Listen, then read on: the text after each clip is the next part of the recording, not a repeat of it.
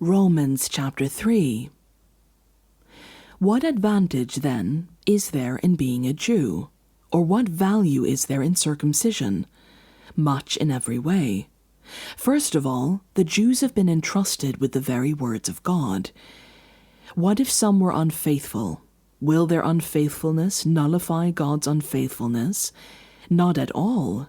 Let God be true and every human being a liar. As it is written, so that you may be proved right when you speak and prevail when you judge. But if our righteousness brings out God's righteousness more clearly, what shall we say? That God is unjust in bringing his wrath on us? I am using a human argument. Certainly not. If that were so, how could God judge the world? Someone might argue, if my falsehood enhances God's truthfulness and so increases his glory, why am I still condemned as a sinner? Why not say, as some slanderously claim that we say, let us do evil that good may result? Their condemnation is just. What shall we conclude then?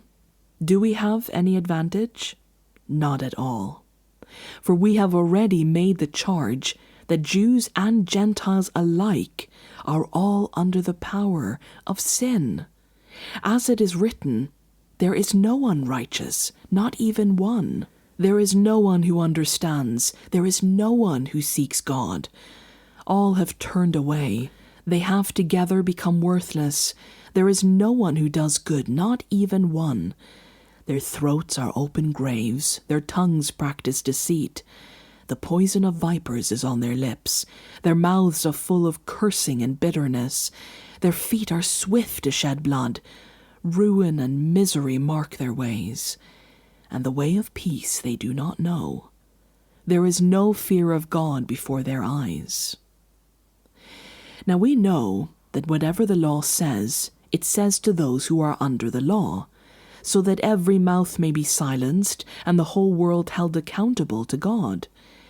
Therefore, no one will be declared righteous in God's sight by the works of the law. Rather, through the law we became conscious of our sin. But now, apart from the law, the righteousness of God has been made known, to which the law and the prophets testify. This righteousness is given through faith in Jesus Christ to all who believe.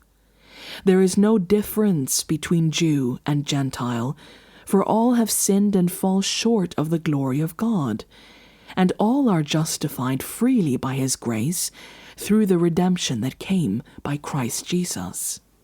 God presented Christ as a sacrifice of atonement through the shedding of his blood to be received by faith.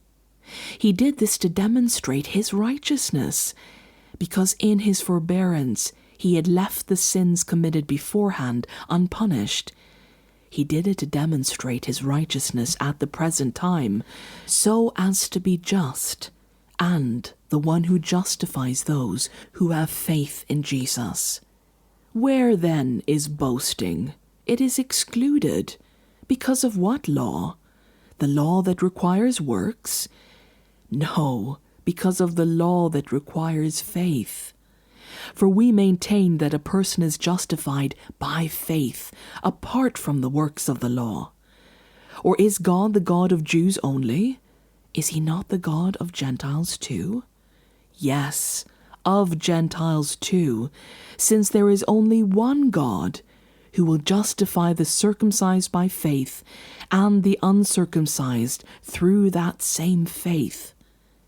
Do we then nullify the law by this faith? Not at all. Rather, we uphold the law.